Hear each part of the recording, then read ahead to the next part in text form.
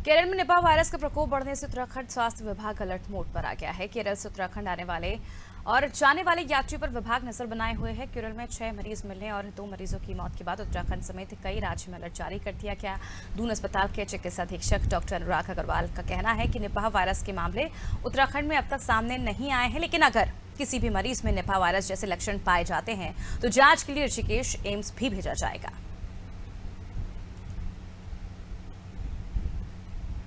Virus के बारे में ये पहले भी कई बार इंडिया में आ चुका है।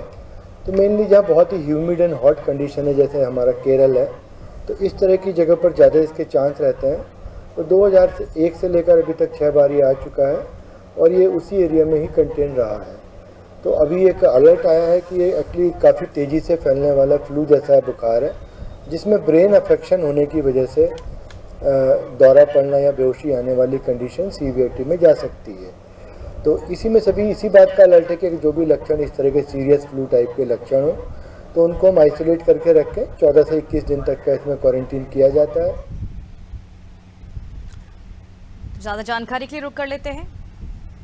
चलिए माफी चाहेंगे, आपको बता दें केरल में जिस तरह से निपाह वायरस का प्रकोप बढ़ता जा रहा है और उसे लेकर अब उत्तराखंड के स्वास्थ्य विभाग अलर्ट मोड पर पहुंच गए हैं। केरल से उत्तराखंड आने वाले और जाने वाले यात्रियों पर विभाग अपनी नजर बनाए हुए हैं। केरल में 6 मरीज मिलने और 2 मरीजों की मौत के बाद उत्तराखंड समेत कई राज्यों में अलर्ट जारी कर दिया गया है। चलिए ज्यादा जानकारी के लिए रुक कर लेते हैं संवाददाता सोनू सिंह की। और सोनू, लगातार उत्तराखंड को अगर देखें तो उत्तराखंड में हमेशा स्वास्थ्य सुविधाओं को लेकर कई तरह के सवाल खड़े होते रहे हैं, लेकिन अब निपाह वायरस जो है वो काफी ज्यादा सक्रिय हो गया है और उसी के तहत अब उत्तराखंड में जो है कहा जा रहा है कि अब अलर्ट पे रख दिया गया है। और क्या कुछ नसीहत दी जा रही है, अस्पतालों में क्या व्यवस्थाएं की गई हैं? देखिए, व्यवस्थाओं को बेहतर किया जा रहा है क्योंकि उत्तराखंड पर्यटन प्रदेश है। बाहरी क्षेत्रों से लोगों की आवाजाही अक्सर यहाँ बनी रहती है और केरल की साइड से जो भी लोग आ जा रहे हैं उन पर खास तौर से ध्यान दिया जा रहा है। जो उस एरिया से पर्यटक हों या सामान्य लोग कामकाज के सिलसिले में इधर आ रहे हैं, उन सभी की जांच पड़ताल भी की जा रही है। एयरपोर्ट हो, रेलवे स्टेशन हो या बस स्टैंड हो, यहाँ पर लगातार स्वास्थ्य विभाग जो है वो फोकस किए हुए हैं। और साथ ही साथ अस्पतालों में भी आने वाले समय में अगर इसका प्रकोप उत्तराखंड में बढ़ता है तो निश्चित तौर पर एक अलर्ट के तौर पर स्वास्थ्य महकमा रहेगा। स्वास्थ्य विभाग के अधिकारी, कर्मचारी सभी तरह पहले जो तमाम वायरसों से युद्ध स्तर पर जैसे कर्मचारियों ने लड़ाई लड़ी है और उसको मात दी है, इस वायरस को लेकर के भी, निपाह वायरस की को लेकर विभाग पूरी तरह से अलर्ट हो गया है और सतर्कता बढ़ती जा रही है। और साथ ही साथ जो तमाम विभाग के आला अधिकारी हैं वो मॉनिटरिंग भी कर रहे हैं, खास तौर पर बाहरी क्षेत्रों से आने वाले लोगों पर नजर बना के रखी हुई है।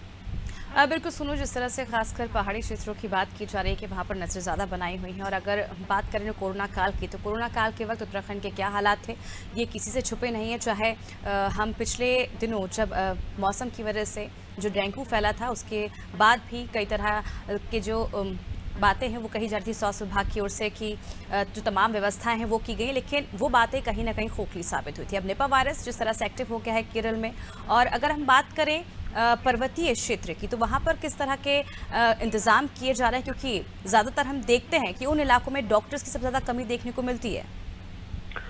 देखिए, इसमें कोई दो राय नहीं है कि जो उत्तराखंड का पर्वतीय क्षेत्र है, जो पर्वतीय जनपद है, वहाँ पर जो है चिकित्सकों की आज भी कमी है और इस कमी की भरपाई करने के लिए विभागीय स्तर पर पुरजोर तरीके से कोशिशें की जा रही हैं और तमाम तरीके के जो बजटीय प्रावधान है वो चिकित्सकों के लिए किए जा रहे हैं। सुपर स्पेशलिस्ट और इसके साथ साथ स्पेशलिस्ट चिकित्सकों के लिए जो है लगातार विभाग के स्तर से प्रयास किए जा रहे हैं। और जो राज्य सरकार के अधिकार क्षेत्र के मेडिकल कॉलेज है, राजकीय मेडिकल कॉलेजेस हैं, उनमें जो स्टूडेंट पढ़ाई कर रहे हैं मेडिकल की, उनसे भी बॉन्ड भराया जाता है। कुछ ऐसे भी बैचेस के स्टूडेंट रहे हैं जिनकी चिकित्सकों की डिग्री पूरी हो गई, उसके बाद उन्होंने बॉन्ड पर अमल नहीं किया और सरकार ने उनसे जुर्माना तक वसूल किया। तो अब ये कोशिश जरूर की जा रही है कि पर्वतीय क्षेत्रों में चिकित्सकों की कमी को दूर किया जा सके। और इसके साथ साथ जब मौसमी बीमारियों के साथ साथ कोरोना जैसे वायरस या निपाह जैसे वायरस सामने आते हैं तो ये कहीं ना कहीं सिस्टम की चिंता बढ़ा देते हैं और इस चिंता को पार पाने के लिए मैदानी क्षेत्रों से लेकर पर्वतीय क्षेत्रों तक लगातार तमाम इंतजाम किए जा रहे हैं। जो मेडिकल से संबंधित उपचार से संबंधित जो उपकरण है, उन उपकरणों को खरीदा जा रहा है। इसके लिए बजटीय प्रावधान भी कर दिया गया है।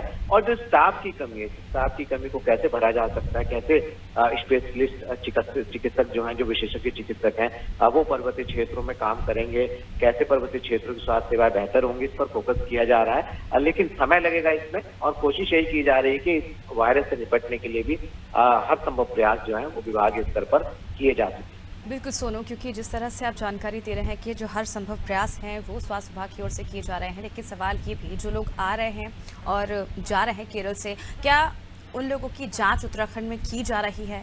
अब तक कितनी जांच हो चुकी है? अब देखिए, जांच का सिलसिला शुरू हो गया है, जैसा कि हम आपको जिक्र भी कर रहे हैं कि एयरपोर्ट, रेलवे स्टेशन, इसके साथ साथ बस स्टैंड और जो पर्यटक वाले ऐसे स्थल है जहां पर जो प्रवेश द्वार है, जैसे हम हरिद्वार कह सकते हैं, ऋषिकेश कह सकते हैं, जो बाहरी क्षेत्रों से, खासतौर से साउथ एरिया से, केरल साइड से जो पर्यटक आ रहे हैं, चाहे वो धार्मिक पर्यटक के रूप में हो, चारधाम यात्रा मार्ग का जो प्रवेश द्वार है वो ऋषिकेश कहलाता है, हरिद्वार कहलाता है। और ऐसे में गढ़वाल क्षेत्र में प्रवेश करने से पहले जो भी चेकिंग पॉइंट है, वहां पर चिकित्सकों की टीम को तैनात किया जा रहा है और जांच जो है वो शुरू कर दी गई है। और उसके बाद, जांच के बाद ही फिर आगे परमिशन दी जाएगी, क्योंकि अभी शुरुआती दौर है। लिहाजा जो उत्तराखंड के स्वास्थ्य मंत्री हैं, उन्होंने अधिकारियों को दिशा निर्देश दे दिए। महानिदेशालय स्तर पर भी इसकी रणनीति बनाई जा चुकी है। जांच का सिलसिला शुरू हो गया है और अगर कोई वायरस आता है तो और ज्यादा अलर्टनेस जो है वो स्वास्थ्य महकमे में देखने को मिल सकती है। बहुत बहुत शुक्रिया सोनू, तमाम जानकारी। तो देखिए, लगातार स्वास्थ्य विभाग अब गाइडलाइंस भी जारी करेगा कुछ ही दिनों में। जिस तरह से केरल में लोग जा रहे हैं और केरल से जो लोग वापस लौट रहे हैं उत्तराखंड के लिए, उनकी लगातार टेस्टिंग की जा रही है। इसके साथ ही स्वास्थ्य विभाग ने उत्तराखंड में सभी लोगों को अलर्ट रहने की चेतावनी भी दी है।